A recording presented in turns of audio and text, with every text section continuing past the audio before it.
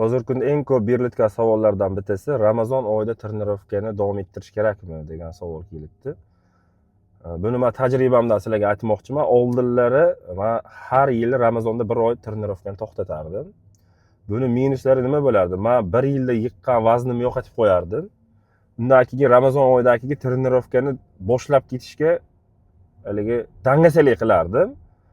Boshlaganimdan keyin ham Ramazondan oldingi sport formamga ko'targan kilogrammlarimga bir oy, 2 oyda qaytadan yana erishardim. Shunda men vaqt yutqazardim. Hozir so'nggi 5 yildan buyon Ramazon oyida haftada 3 marta mashg'ulotlarni kamaytirgan holatda shug'ullanib turaman. Buni foydalari o'sha doimiy sport formamni ushlayman. Ramazondan keyin ham sirazi o'zi trenirovka davom etib ketadi, dangasalik qilinmaydi, trenirovka to'xtamagan bo'ladi. Shuning uchun sizlarga ham men tavsiya beraman, Ramazon oyida ham mashg'ulotlarni to'xtatmaslikni. Agar Ramazon oyida mashg'ulotlarni to'xtatmasdan sport bilan shug'ullanmoqchi bo'lsangiz, biz Ramazon oyida ham ish faoliyatimizni to'xtatmaymiz. Barchani Abdulloh Fitnessda kutamiz.